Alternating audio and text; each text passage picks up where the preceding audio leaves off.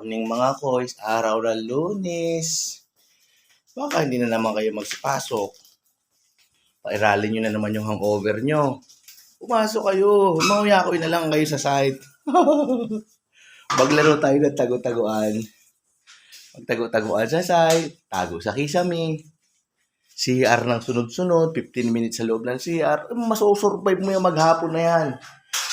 Salanan mo yan eh, inom-inom ka, di ka makapasok. Di ba, darling?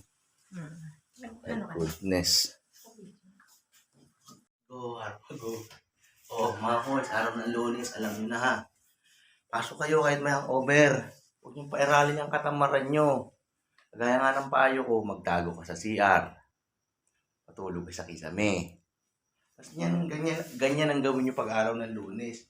Importante pumasok, di bali ng manguyakoy. Basta pumasok. Kailangan attendance sa site, my goodness. Araw pa naman ng buhos, a-absent kayo. Di ba, Gom? Oo. O, anong dapat gawin? Tago-taguan kayo. O, tago-taguan tayo sa site ngayon. Hindi ko kayo huhulihin kasi may hangover din ako. Mangunguyakoy na lang tayo sa site. Sira ang kumpanya.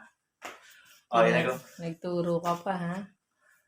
Isa pang sakit ng mga kapwa ko construction pag Lunes. Lunes na Lunes, lalapit kay Foreman Babali, my goodness. Anong nangyari sa sahod? Ubos sa alak. Nairal nyo na naman yung katakawan nyo sa alak, no? O natalo sa scatter. Tigil-tigilan nyo yung scatter na yun. Masisira ang buhay nyo dyan. Mas okay na pala yung mag-inom gumno. Kasi may tama na eh. Yung scatter habang tumatama eh. Tuloy-tuloy pa rin. Tigilan nyo na yung kaso, sugal na yan. Araw ng Lunes, bali. Diba? Araw ng Lunes, absent. My goodness talaga. Ganyan ang buhay namin mga construction worker. Ay, nakakatamad na naman yung araw ng Lunes pumasok. No? Kapatid kasi ng linggo yung Lunes. So, ang sarap doon. Sarap pumiga sa tulugan. Goodness na yan.